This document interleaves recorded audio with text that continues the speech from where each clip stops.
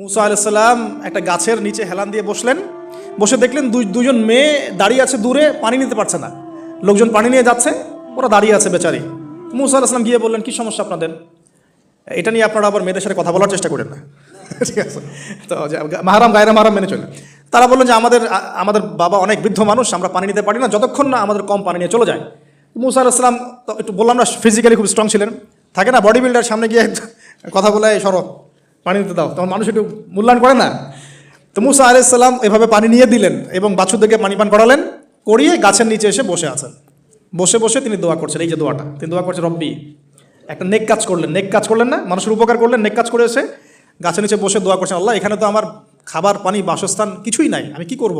রব্বি ইন্নি লিমা আনজালতা ইলাইয়া মিন খায়রিন ফাকির, রব্বি ইন্নি লিমা আনজালতা ইলাইয়া মিন খায়রিন ফাকির। আবার বলেন, রব্বি ইন্নি লিমা আনজালতা ইলাইয়া মিন খায়রিন ফাকির। অর্থ হচ্ছে, হে আল্লাহ, তুমি তোমার পক্ষ থেকে আমার উপরে যে নেয়ামতগুলো দিবে, আমি এর জন্য ফকির হয়ে বসে আছি আল্লাহ। অর্থ বুঝে পড়বেন ভাই, নামাজ রোজা হজ জাকাত যাই করেন আল্লাহর ওয়াস্তে অর্থ বুঝে পড়বেন। অর্থ বুঝে পড়লে আপনার ইবাদতের স্বাদ পাবেন, তৃপ্তি পাবেন, আল্লাহর সাথে কানেকশন হবে, আল্লাহর নূর পাবেন, মাআরিফত পাবেন, সত্য স্বপ্নও দেখবেন তখন ইনশাআল্লাহ। তখন সত্য স্বপ্ন দেখবেন ইনশাআল্লাহ। আল্লাহ পাক তৌফিক দান করে নেন। এবার আল্লাহ পাকের সাহায্য নেমে আসলো, ওই দুই মেয়ের মধ্যে একজন হেঁটে হেঁটে চলে আসে। এবার এই মেয়ের হাঁটা সম্পর্কেও কোরআন কথা বলেছে, সুবহানাল্লাহ। এই মেয়ে কিভাবে হেঁটে এসেছে এই হাঁটার বর্ণনাও কোরআন দিয়েছে। কোরআন বলেছে এই মেয়ে হেঁটে আসছে লাজুক পায়ে। কি পায়ে? এখন আপনি এই পুরো ওয়ার্ল্ডের মেয়েদের হাঁটা দেখেন, লজ্জা আছে? তাহলে মেয়েদের সাথে লজ্জা একটা গভীর সম্পর্ক আছে। এই মেয়ের প্রশংসা আল্লাহ পাক কোরআনে করলেন, লাজুক পায়ে লাজুক ভঙ্গিতে অবনত নয়নে সে হেঁটে আসলো। এখন আপনি কেলে যান, গো টু খেল, আপনাদের টুইন টাওয়ারে যান, দেখেন সবার হাঁটা চলা দেখেন। হায়া লজ্জার কোনো বালাই আছে এখানে? আমি গত লেকচারে বলেছিলাম যে আদম আলাইহিস সালাম এবং হাওয়া আলাইহিস সালাম, ইবলিস তাদের সাথে প্রথম যে আচরণ করেছে ওই ফল খাওয়ানোর পরে, সেটা কি?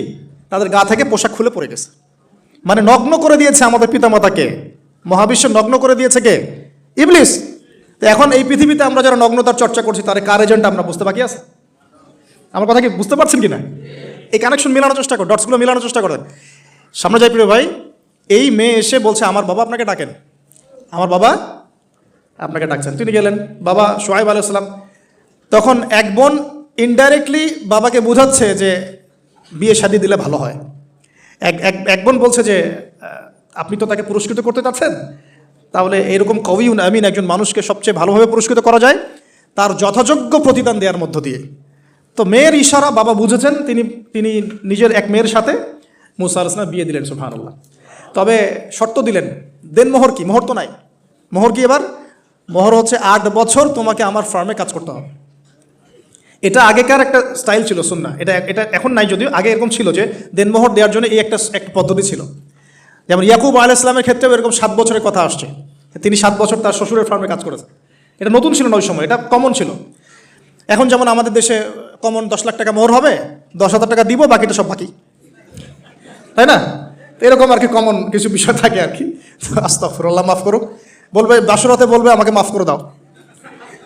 শুরুতেই নিজের গায়রথহীনতার পরিচয় দিল। আবার এদিকে শ্বশুরের কাছে মাশাল্লাহ মোটা অঙ্কের ডোনেশন নিতে চাচ্ছে, যৌতুক।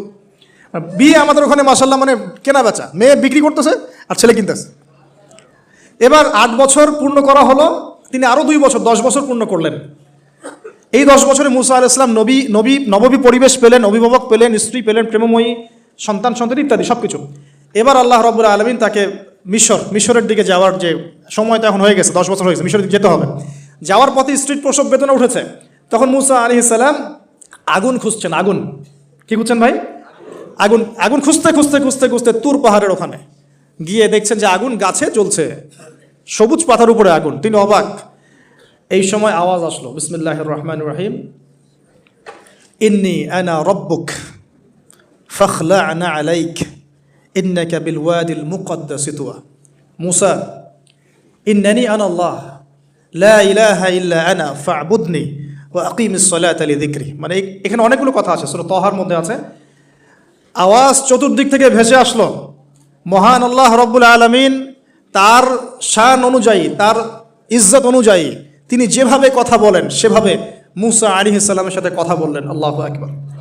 বললেন ইয়া মূসা, হে মূসা, ইন্নানি আনা আল্লাহ, নিশ্চয়ই আমি আল্লাহ, লা ইলাহা ইল্লা আনা, আমি ছাড়া কোনো ইলাহ নাই, ফা'বুদনি, তুমি আমার ইবাদত করো, ওয়া আকিমিস সালাতা লিযিকরি, আমার ইবাদতের জন্য সালাত কায়েম করো, আমার জিকিরের জন্য সালাত কায়েম করো, আমার স্মরণের জন্য সালাত কায়েম করো। ফাখলা'না আলাইক, তোমার জুতা খুলে ফেলো, ইন্নাকা বিল ওয়াদিল মুকাদ্দাসি তুয়া, তুমি তুয়া উপত্যকায় আছো, পবিত্র তুয়া উপত্যকায় আছো। আদব শেখানো হলো। এভাবে অনেক কথোপকথন হলো। নবী মুসা আলাইহিস সালাম ভয় পেয়ে গেলেন এবং আল্লাহ পাক আরও কথা বললেন, ওয়ামা তিলকা বিয়ামিনিকা ইয়া মূসা, তোমার ডান হাতে এটা কি? মূসা আলাইহিস সালাম বলছেন, ক্বালা হিয়া আসায়া আতাওয়াক্কাউ আলাইহা ওয়া আহুশু বিহা আলা গনামি ওয়া লিয়া ফিহা মাআরিব উখরা, এটা তো আমার লাঠি, এটা দিয়ে আমি ডালপালা পারি, আমার ওই যে গবাদি পশু চড়াই। আল্লাহ পাক বলছেন যে এটা ছুঁড়ে মারো, আলকিহা ইয়া মূসা, এটা ছুঁড়ে মারো। ফালকাহা, তিনি ছুঁড়ে মারলেন, ফাইদা হিয়া হাইয়াতুন তাসা, এবং এটা ছোটাছুটি শুরু করলো, বড় একটা সাপ হয়ে গেল। সুবহানাল্লাহ। এগুলো কোনো গাল গল্প নয়, এগুলো আল্লাহ রাব্বুল আলামিনের মুআজিজা, মুআজিজাতুল কুবরা, এটা বড় মুআজিজা। তিনি পিছনের দিকে দৌড়ানো শুরু করলেন সাপ দেখে, খাইফা ইয়াতারাক্কাব, মানে ভয়ে দৌড়ানো শুরু করলেন। আল্লাহ পাক বলছেন, লা ইয়াখাফু লাদাইনাল মুরসালিন, আমার কাছে রসুলগণ ভয় পায় না, তুমি ভয় পেও না, তুমি ওটাকে ধরো পিছন থেকে, সেটা আবার লাঠি হয়ে যাবে। পিছন থেকে হাত দেওয়া হলো, লাঠি হয়ে গেল। সুবহানাল্লাহ। এবার বলছে যে তুমি তোমার বগলের নিচে হাত ঢুকাও। মূসা আলাইহিস সালাম বগলে হাত ঢুকালেন, বের করলেন, হাত থেকে টর্চ লাইটের মতো আলো বের হওয়া শুরু। এটা দ্বিতীয় নিদর্শন। কেন দেওয়া হলো নিদর্শন? এবার আল্লাহ পাক তার দায়িত্ব তাকে বলছেন, তোমাকে নিদর্শনগুলো কেন দিলাম, তোমাকে মনোনীত কেন করলাম, কেন তোমাকে মনোনীত করলাম মূসা, তোমার কাজটা কি? তোমার কাজ এখন এইটা, ইযহাব ইলা ফিরআউনা ইন্নাহু তাগা, তুমি ফিরআউনের কাছে যাও, ফিরআউন সীমা লঙ্ঘন করেছে। মনে আছে ফিরআউনের কথা?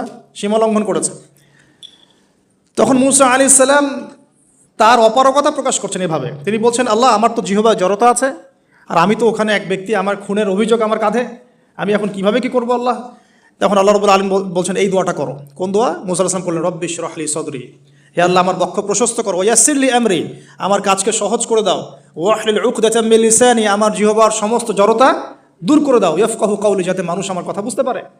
আর আমার সাথে আমার পরিবারের মধ্যে থেকে ওয়াজআলনি ওয়াজিরাম মিন আহলি, আমার পরিবারের মধ্যে একজন ওজির আমাকে দাও, সাথী, হারুন আখি, আমার